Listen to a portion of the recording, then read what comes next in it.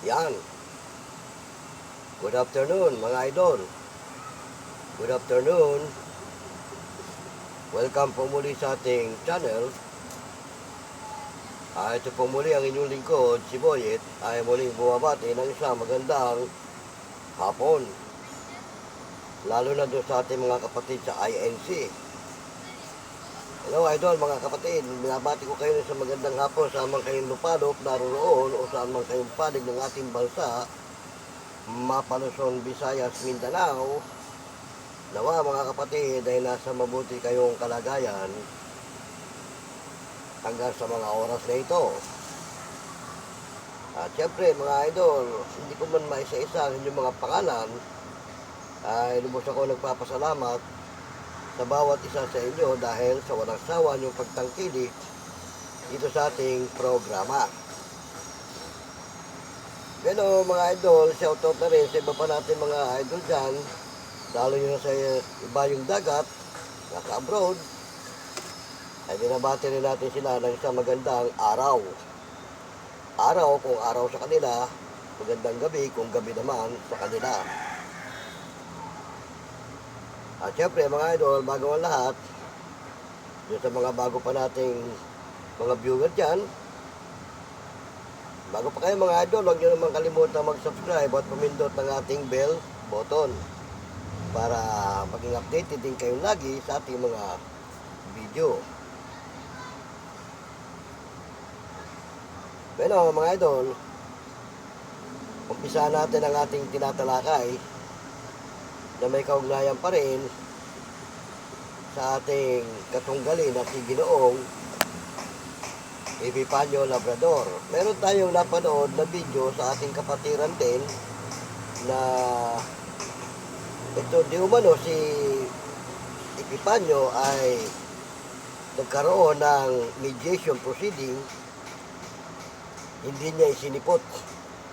Kumbaga, parang inignore din niya yung panawagan sa kanya ng Philippine Mediation. Kung Philippine Mediation man, yung pinag-anuhan ng ating kapatid. Dahil sa mediation, kaya pinapatawag ang both parties para alamin kung ano ang buod ng reklamo noong nagre-reklamo, kapatid man yan o hindi. Gayon din para malaman yung panig nung inireklamo.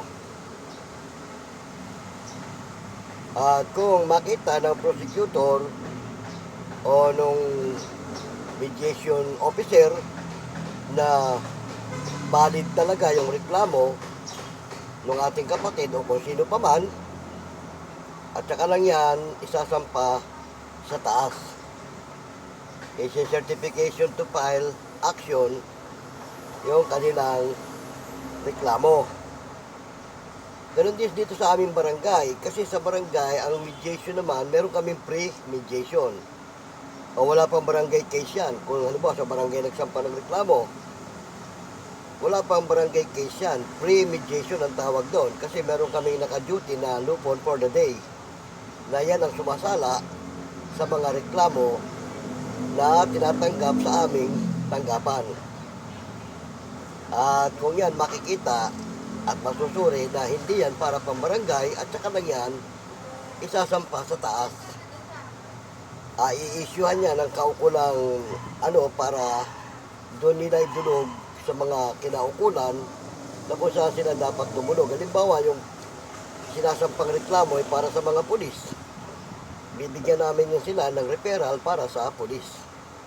O kung para naman talaga sa hukuman yan at talagang mabigat yung reklamo na yan, hindi talaga saklaw ng barangay, yun, certification to file action din yun para sa mga kinaukulang korte nitong ating pamahalaan. Ganyan po mga idol ang tinatawag na mediation. Ngayon, kung halimbawa naman itong kapatid o kung sino pa man ay nagsampa ng reklamo direkta sa korte, meron din mediation magaganap dyan. Oo.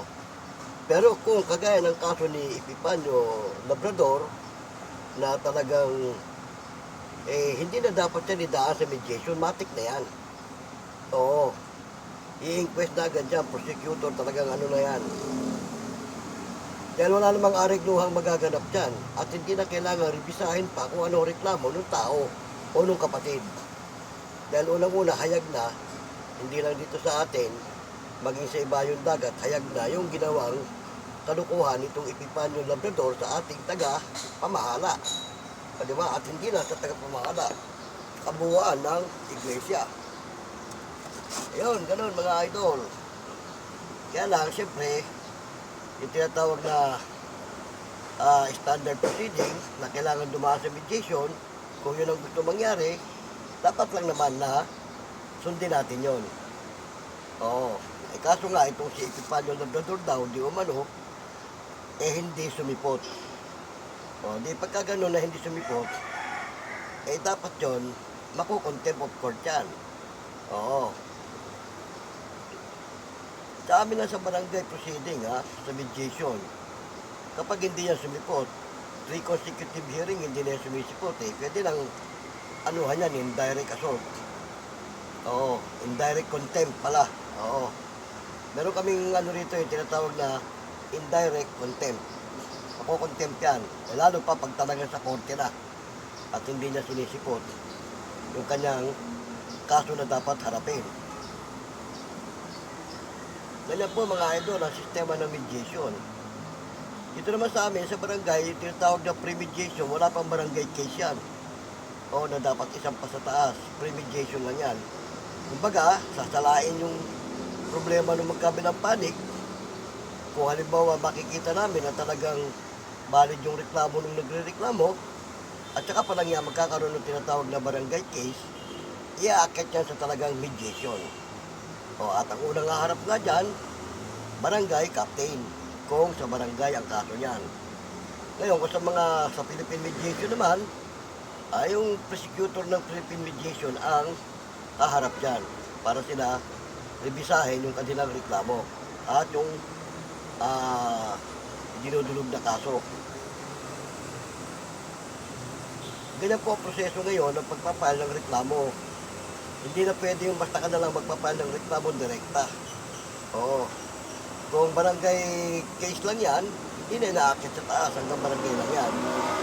Ngayon, yung kagaya ng kaso ni Epifanio Labrador, rekta na yan eh.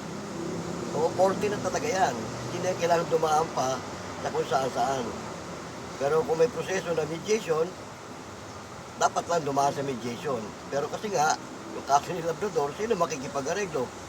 O, yun sa tingin nyo ba, yung kapatid na nagsampa ng reklamo, makikipag-areglo, makikipag-ayos? Kasi siyempre hindi. Marami pwedeng ikaso kay Ginoong Labrador sa kanyang ginawang panlalait at pag-aalipusta, hindi lamang sa ating kapatid na tagapamahalang pangkalahatan, kundi maging sa kabuuan ng iglesia. O, di ba tama? Ang sabi nga, sakit ng kalingkingan, dama ng buong katawan. O, di ba? Ganon. Kaya nga yan mga idol si Epifanio Labrador, lalo lang niya pinalalala yung sitwasyon ng kanyang problema. Kaya mabigat kasi sa kanya, gumagawa siya ng multo. Ngayon, nung nagmimilagro na yung multo, siya ang unang hinahabol ng multo na kanyang ginawa. Di ba, tama? May maraming kapatid tayo na nasa larangan ng social media at nasa larangan din ng may tungkulin sa ating pamahalaan. Tulad ng inyong lingkod. Meron din akong tungkulin, bagamat sa barangay level lang ang aming hinahawakang kaso, umaakat din ito sa husgado kapag hindi nagkasundo. Yung nga tinatawag na certification to file in action to the proper court. Yon. Tapos yan, kapag isinampa na yan sa husgado, pagbabasihan dyan ngayon ng prosecutor, yung minutes ng inyong ginawang pagdulog o pagdinig sa kanilang problema. Pag ibinasa yan doon sa minute at nakita ng prosecutor na talagang itong inireklamo dapat lang isang pa sa taas, yon.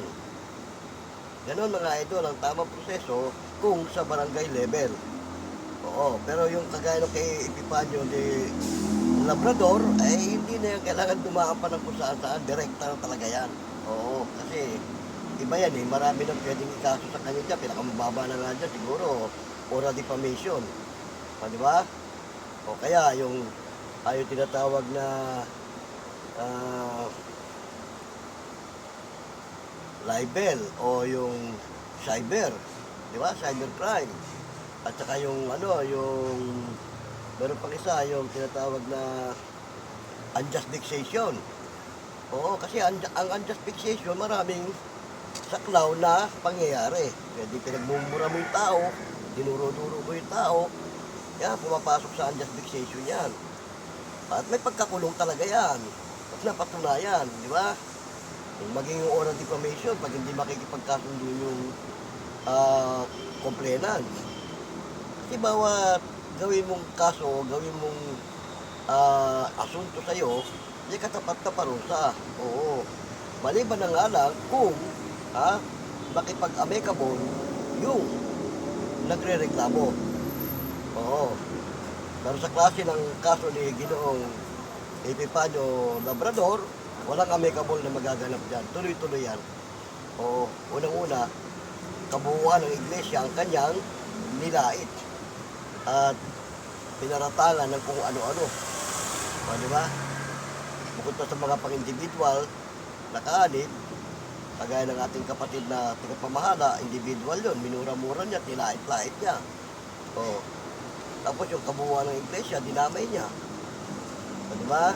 Kaya nga, may lumalabas sa mga social media na Philippine tour daw siya, oh. Philippine tour. Yung tinatawag na Tour of the Philippines. Di ba? Kaya, yung ako lang ang tatanungin doon sa mediation na gusto mangyari kay Ginoong Salvador, hindi na dapat mediation eh. Oo, wala na mediation dapat na mangyari doon kasi anong i-mediate ng prosecutor ay direkta na nga yung reklamo. Oo. Tingin nyo ba mapagkakasundo ng prosecutor si Epifanio at saka yung nagreklamo? O, di ba? Hindi. Kaya lang, yun ang proseso na dapat mangyari. Na dapat naman nating sundin. Kasi yun ang nasasaad sa batas eh. Mediation eh. Oo.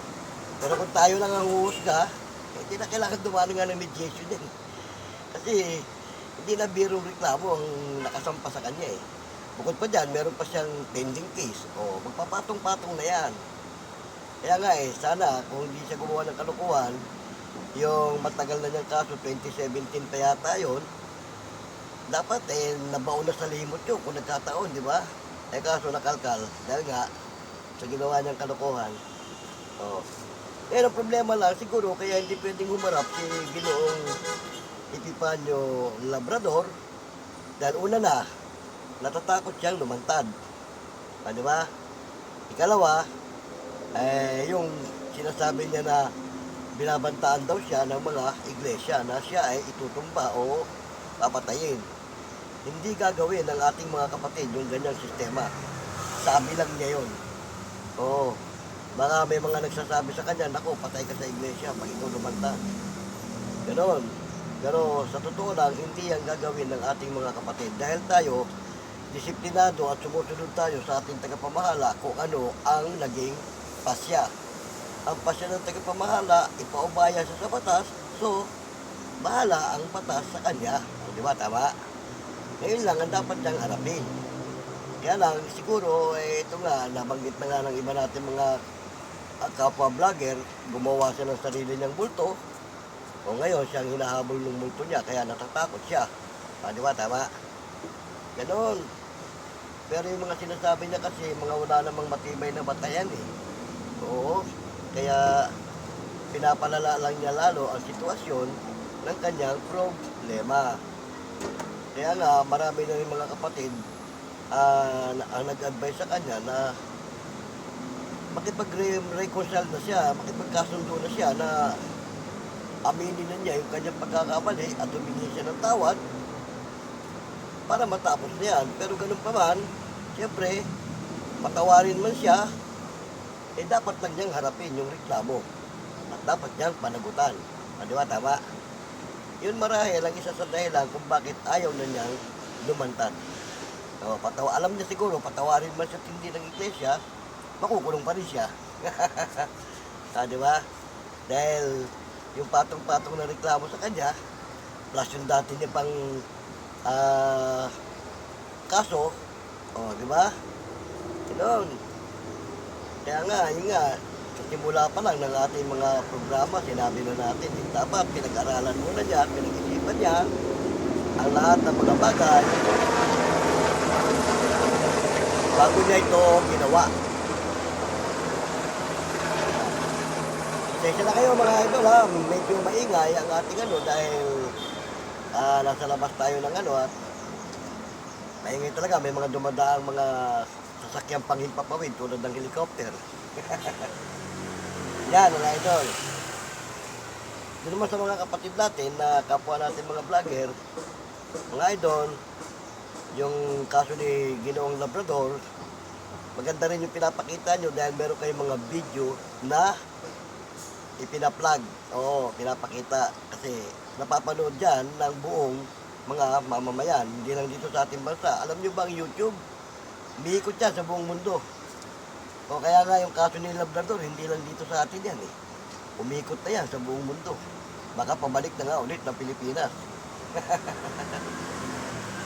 Kaya yun, maging yung kanyang ginagawa. O yung mga pagbablog niya, umiikot siya sa buong mundo. Kaya siguro natatakot na talaga siyang lumantad para harapin yan dahil alam na niya kung ano mangyayari at kahihinat na niya. Diba? Kasi siya na rin ang gumawa ng kanyang ikakapahamak. O, diba? Nananahimik ang iglesia. Sukat pa namang makati-katian niya na tirahin ang iglesia. Dahil lang dito sa ating kapatid na si Ginoong Marcoleta. Diba? Na wala namang ginawa si Ginoong Marcoleta. At wala naman siyang tinalakay tungkol sa politika. O, yun ang parang unang nag-trigger sa kanya na para magalit siya sa iglesia. Tapos yun na, kung ano-ano na pinaratang. Dinamay na lahat ng kapatid. At ang mabigat pa ngayon, marami na siyang dinadamay. Oo, pati nga si si Philip Salvador eh. Dinadamay, pati China, dinadamay na niya.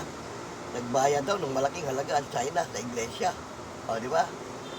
Isipin mo yan, kung saan na niya hinuhugot yung kanya mga pinagsasabi, na wala naman siguro siya sapat na batayan. Tulad yung sinasabi niya, trillion daw, binayad ng China sa iglesia. O, paano niya ngayon patutunayan yon? Di ba? Kaya yung iniisip niya na baka ipapatay siya ng iglesia, guni-guni lang niya yun eh. Alam niyang hindi iglesia magpapapatay sa kanya. Oo, alam niya yun na hindi iglesia ang magtutumba sa kanya. Kundi yung mga tao na nasa likod niya at yung mga taong idinadawit niya. Di ba?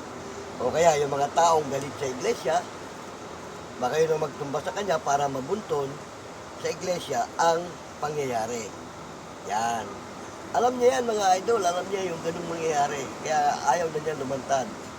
Oo. Pero ang tanong, hanggang kailan? Hanggang kailan siya magtatago? At hanggang kailan siyang mananatili sa kanyang pugad? Di ba? Alam niyo kung tutusin, sa totoo lang, kung talagang aarangkadahin ito si Ginoong Epifanio Labrador, madali lang yan matitrace. Oo, lalo sa panahon natin ngayon, high-tech na. Nabanggit ko nga doon sa mga nakaraang video ko eh. May mga ginagamit ng military ngayon na kahit saan ka magpunta, matitrace ka. Oo, kasi yan, ginagamit na nga ng mga military yan sa mga kalaban na nakakapasok ng lihim. Di ba? Oo. Kaya lang kasi siguro, binibigyan pa siya ng pagkakataon na baka sakaling magbago siya, kung saan siya pumihit, kung saan siya subuko. May mga kapatid na nga na nag-a-advise sa kanya eh. Isa na nga ako sa nag-a-advise. Kung may kakilala kang iglesia o kamag-anak kang iglesia, magpasama ka. Oo, kasi kapag may kasama kang kapatid, nabanggit ko na yan sa una kong video, may nangyari na sa amin yan. Nakagawa ng kasalanan sa iglesia. Oo, nagtago kung saan-saan. Pumunta kung saan-saan. May kamag-anak siya sa ganung lugar. Doon siya humingi ng tulong. O kaso hindi siya doon nagkasala, kaya sabi ng ministro doon, kung saan ka nagkasala, doon ka magpunta. O ang ginawa ng ministro, sumulat doon sa aming lokal tungkol dito sa taong nagkasala. O, kaya ganyan ang gawin mo, Ginoong Epifanio. Kung may kakilala kang iglesia o kamag-anak kang iglesia dyan sa lugar na yan, Humingi ka ng tulong, lumapit ka. At yung ministro dyan, gagawa ng ano yan para ikaw makarating sa mga kinaukulan. So, pag may kasama kang mga kapatid, hindi ka magagalaw. Maliban na lang ha, may ibang taong galit sa'yo, sniping ka.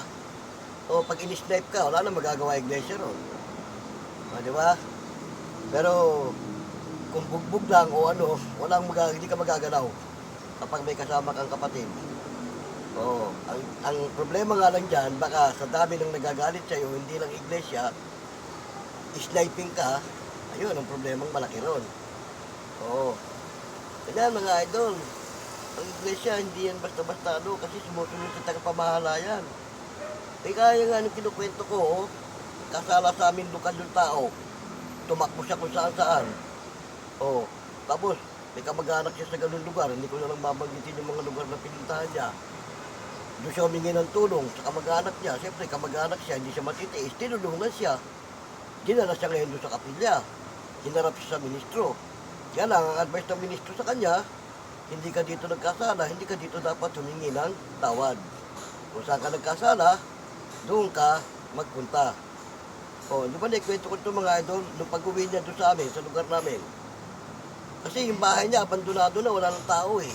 Iniwanan niya eh. Ginabi-gabi rin kasi siya rin ng hunting eh. Oo. At sa takot niya na baka nga itumba siya o lumaya siya sa lugar na yun. Oo. Kasi ang nag-aanap sa kanya doon, bukod sa kapatid sa iglesia, military na, saka pulis eh. Hindi naman siya itutumba basta-basta noon, uulihin lang siya. Maliban naman, laban siya ha. Alam niyo naman ang batas natin kapag nanlabang ka. Oo. Diba? Mga license to kill yan eh. Lalo't may misyon. Kang lalaban. Ngayon, may mga dalang warrant, huwag kang lalaban. Mama ka ng maayos. Ganun. Di, nung magkita kami, tinawag niya ako. Akala ko kung sino sumisisit sa bintana. Pagdaan ko. Lumapit ako, tapos yung sabi nga niya, palibasa nga, kahit may kasalanan siya sa iglesia, kakilala niya ako, ayun ang turo sa kanya. Kung may kakilala kang iglesia na kadikit mo o kalapit mo, tinawag niya ako, sabi niya, pre, tulungan mo naman ako. Sabi ko, bakit? Ano ba problema mo? Kunwari, hindi ko alam. Eh, kasi, ano eh, hindi ako nagtulong doon sa iglesia sa ganung lugar. Ito, may pinadala surat sa akin yung ministro.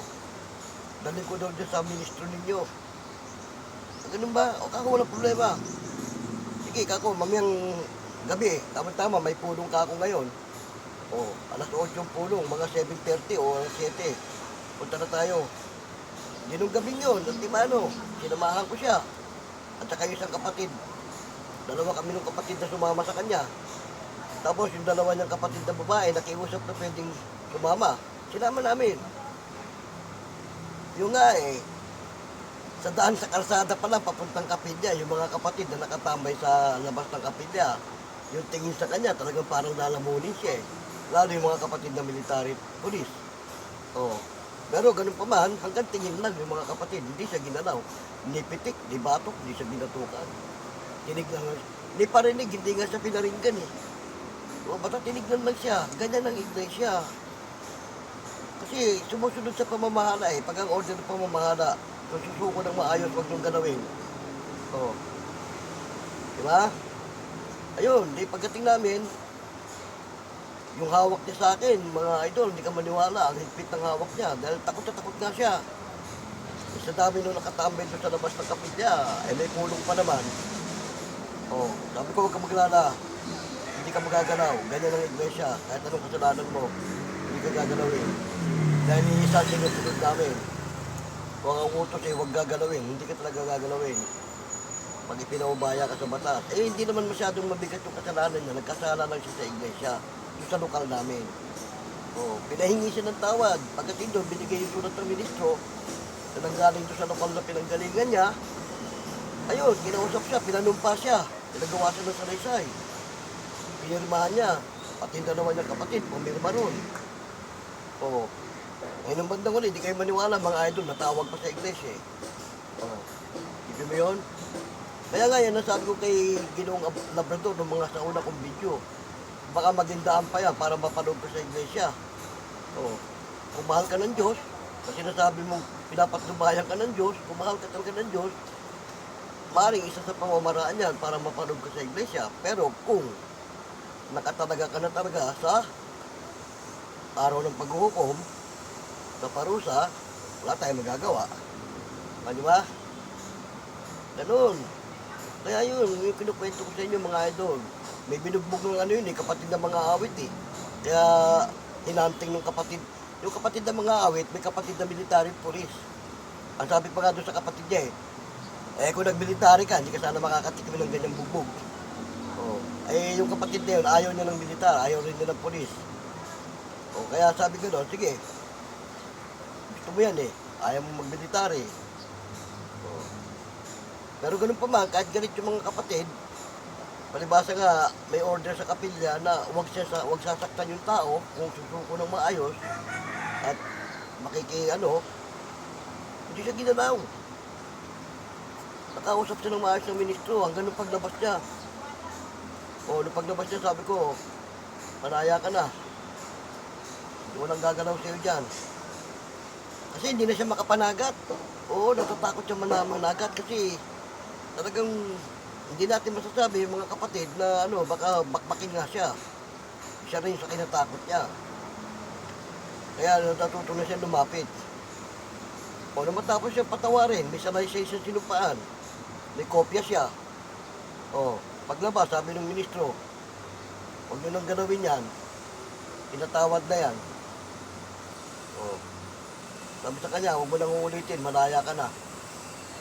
Ganun. Anong bandang uli nga, natawag pa di ba? Akala kasi nila kung sa iglesia, hindi ganun ang iglesia. Kaya Mr. Labrador, yung iniisip mo tungkol sa iglesia, malaking pagkakamali yun. Hindi ganun ang iglesia. Doon pa sinabi ko na sa'yo, kung may kakilala kang iglesia o mayroong kang kamag-anak na iglesia, magpasama ka. Sumuko ka ng maayos.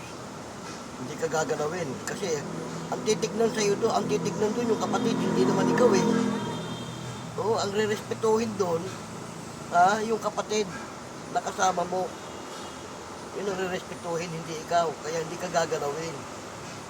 Ganyan kami sa iglesia, nagre-respetuhan. Kahit na kumukulong dugo namin sa'yo, kapag may kasama kang kapatid, umipitik, hindi ka mapipitik. Ganyan sa iglesia, kaya maling-mali yung iniisip mo na ang iglesia, ganon, ganyan. Yan ang malaking pagkakamali kasi na binibintang mo sa iglesia Pinapalala mo yung sitwasyon. Ito yung kinukwento ko, totoong nangyari ito. Doon sa lokal na pinanggalingan ko. Isa nga ako sa nag-alalay doon sa tao para makarating siya sa ministro. Dati akong iskan din ako ng lokal namin dati. Pinamahan ko siya, dalawa kami ng isang kapatid. Walang gumanaw. Pero yung mga kapatid na nandun sa labas ng kapitbahay, talaga yung tingin sa kanya. Kaya yung hawak niya sa akin, puta, ang higpit Sabi niya, pare, ano mo mangyari, hindi ka magagalaw, ako na nagsasabi sa'yo. Na makapasok tayo sa loob ng kapitbahay, walang gagalaw sa'yo, walang babatok sa'yo dyan, may batok, walang babatok sa'yo. Hanggang tingin lang yung mga yan. Dahil may respeto yan.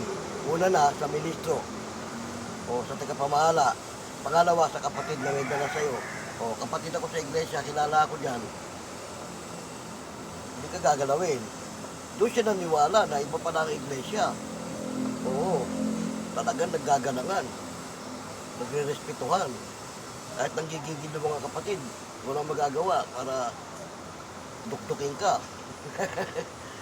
Kaya yung iniisip ni Mr. Labrador, maling-mali Maling-mali, taliwas na taliwas. Kaya nga marami na rin kapatid na nag-advise sa kanya, napapanood ko sa mga pagbablog Wala hanggat may panahon pa magbago ka na marahil kasi may una na palang pangyayari ito na nagkasala sa iglesia, pinatawad na tuminsan, umulit, mas malala, maguro, iniisip niya, baka hindi na siya patawarin. Patawarin ka pa rin, bakit hindi? Pero haharapin mo pa rin yung isinampang reklamo sa'yo na dapat mong panagutan. Di ba sinasabi ko, patawarin ka man, meron ka pa rin dapat harapin. na reklamo. Dapat mong panagutan. Oo, lampas na ang iglesia dyan. Kasi pag hawak ka na ng batas, pinaubaya ka na nga sa batas eh, hindi na makikialam ang iglesia sa'yo. Lalo't pinatawad ka. Di ba? Ganyan, Mr. Labrador, iba ang iglesia, huwag mong itanim sa utak mo na mga iglesia, mga kriminal, mamamatay tao, mga kulto. Hindi mo yung mga paratang mo sa iglesia. Kaya sino matutuwa sa'yo? Pero ganun pa man, kapag ikaw nagkusa at may kasama kang kapatid sa iglesia, di batok, walang babatok sa'yo. Oo, makakamti ka ng payapa sa kinaukulan ng iglesia na walang gagalaw sa'yo. Maliban na nga, sinasabi ko merong isang galit sa'yo, sniping ka, o kaya may galit sa iglesia, o tirahin ka, wala magagawa ang iglesia sa'yo doon. Diba? Pero ganun pa man, kung malapit lang yung may gawa sa'yo noon at nandiyan yung mga kapatid, hindi rin makakatakas yun. Oo, hindi rin makakatakas yun. Kaya kung sa kapatid ang inaalala mo, walang gagalaw sa iyong kapatid. Maliban na sa sanlibutan, ha? Yan ang hindi namin may papangako. Kaya nga yung kinukwento ko, ang sabi niya sa ministro, baka naman po, pag labas ko dyan, tapos gumagala na ako, may biglang tumira sa akin dyan. Ang sabi ng ministro, pinatawad ka na, nasubukan mo na, papasok ka dito, walang gumalaw sa'yo, hanggang paglabas mo, walang gumalaw sa'yo. Kung may gagalaw man sa'yo at may titira sa'yo, hindi na iglesia yan. Baka may ibang taong galit sa'yo. Tinanong nga sa ng ministro bukod ba sa iglesia, may ibang tao ba nagagalit sa'yo? Ay, yung tao na yun, maraming atraso. Oo, hindi lang sa iglesia. Kasi parang siga-siga siya dati. Siga-siga siya eh. Oo. Kaya sabi ng ministro, kung may gagalaw man sa'yo dyan, yan ang ingatan mo, hindi iglesia yan. Pero sa iglesia, walang pipitik sa'yo. Oh. Ngayon, sabi sa kanya, ipanalangin mo na lang na huwag kang galawin ng mga taong nagagalit sa'yo. Dahil sa iglesia, wala ka ng problema. Oh. Ganun. Pero yun, natawag. Tawag siya. Nung malaman ng mga galit sa kanya na iglesia na rin siya, hindi na siya ginalaw. Kasi doon, mga idol, kapag nalamang iglesia ka, hindi ka basta-basta gagalawin kahit sinuloko ron. Oo. Ito nga lang kasi siya, palibasa nakainom, lasing. Kaya nga pinagsisihan niya eh. Sabi niya, nakainom siya, lasing siya. Hindi niya agad na saka hindi niya agad na iglesia pala. Sinulpi niya yung kapatid eh. Mga awit. Galing pa naman sa ensayo. Oh. Hindi niya na iglesia pala. Tsaka bagong lipat lang dito sa may lugar namin, yung kapatid. Pero kasi lahat ng iglesia ron, kilala niya. Kaya wala siyang inaanong iglesia doon. Pero yung kapatid niya, doon siya nagkasala. Tapos nung nalasing na nga siya, na-over, pinagmumura-mura na rin niya yung mga iglesia doon sa paikot. Nung mura-murahin niya yun, hindi siya lang yung makalabas ng bahay. Kapit-bahay lang niya yung mga ibang kapatid. Oo. Ako nga lang nakakalapit sa kanya eh. Pag mga ibang kapatid na pag nakita niya may kapatid na, pasok agad sa bahay nila eh. Oo. Pero yun, tamo ha, pinatawad. Ganyan tayo sa iglesia kasi kung anong utos ng tagapamahala, sinusunod natin. Panahon pa yung unang tagapamahala natin, si KRD. Panahon pa ni KRD yun, yung nangyari yun. Oo, Kairanyo Manalo. Panahon niya yun. Kaya, ngayon, si Ka Eduardo naman, ang tagapamahala natin. Kaya yan ang advice ko doon sa ating mga mamamayan na huwag kayo mag-ano sa iglesia kasi ang iglesia hindi pagmumulan ng gulo. Hindi yan pagmumulan ng gulo. Huwag nyo lang guguluhin. Oo. Kaya nga kasi kami, disiplinado kami at hubog kami sa aral. Oo. Alam namin kung ano ang makakasama sa kapwa at kung ano makakabuti. At kung makakasama sa kapwa, hindi namin ginagawa. Bagkus, inaakay pa nga namin sila sa mabuti. Kaya nga meron kami pamamahayag eh. Oo, hindi na daos kami pamamahayag para yung mga kapitbahay, yung mga kabarangay namin na hindi alam ang araw sa iglesia, inaanyayaan namin na makinig o magsuri. Kaya sinasabi ni Ginoong Epifanio na ang iglesia kulto. Magsuri ka kasi. Binabasa, may napanood akong video. Yung video mo, ikaw mismo may sabi, merong kapatid na nagpadala sa iyo ng mga patutuo tungkol sa iglesia. Oh. Ba't hindi mo suriin yung mga patutuo pinadala sa iyo? At ikaw pa mismo sabi mo, inangaan mo. Ikaw pa mismo may sabi mo, siya lang ang iglesia na nakapagpaliwanag sa iyo. Oh. Kung totoo yung vlog mo na yun, napanood ko yun, ba't hindi mo gawin? O, di ba? Ba't hindi mo gawin? Na magpahinuhod ka at humingi ka ng tawad. Pinadalan daw siya ng kapatid na si Clark. Kapatid na Clark. Pinadalan siya ng mga video na tungkol sa iglesia, yung mga patutuo sa iglesia, yung mga kasaysayan ng iglesia. Oo. Aminado siya, nasabi niya. Kaya sabi nga niya, yung tunay daw ng iglesia ni Cristo, matino. Eh, ano ba pinagkaiba ng iglesia ngayon? Saka yung sinasabi mo yung iglesia ni Cristo. Eh, ikaw lang naman nagbabansag iglesia ni Manalo eh. Oh. At wala naman nakalagay talaga iglesia ni Manalo. Kung may binabanggit ka pa, iglesia ng demonyo. O tapos sabi mo, hindi ka galit sa iglesia ni Cristo, yung tunay na iglesia ni Cristo. Galit ka na sa iglesia ni Manalo. Eh, ano ba pagkakaiba nun? Yung iglesia ni Cristo na sinasabi mo, eh yan din yun. Iisang aral namin na sinusunod. Kaya, ikaw na rin kasi gumagawa, Ginoong Epifanio, ng sarili mong multo. O ngayon, nagmimilagro na yung multo mo. Paano na yan? Hindi ikaw ngayon ang unang hinahabol ng multo. Saan ka man pumaroon, susunod sa iyo yan. At sabi nga sa Biblia, saan ka man pumaroon, susunod sa iyo ang iyong mga gawa. O, di ba? Hahabulin ka talaga niyan. Hindi lang multo ang hahabol sa iyo. Matutupad sa iyo yung nakalagay sa Biblia na saan ka man pumaroon, susunod sa iyo ang iyong mga gawa. Susundan ka yan eh. Di ba? Tama mga idol? O shoutout ka pala ulit sa ating mga kapatiran dyan. Saan man kayong lokal naroon, saan man kayong bansa. Ha? Maging dito man sa Pilipinas, dito Visayas, Mindanao. Nabati ko kayong lahat ng isang magandang hapon.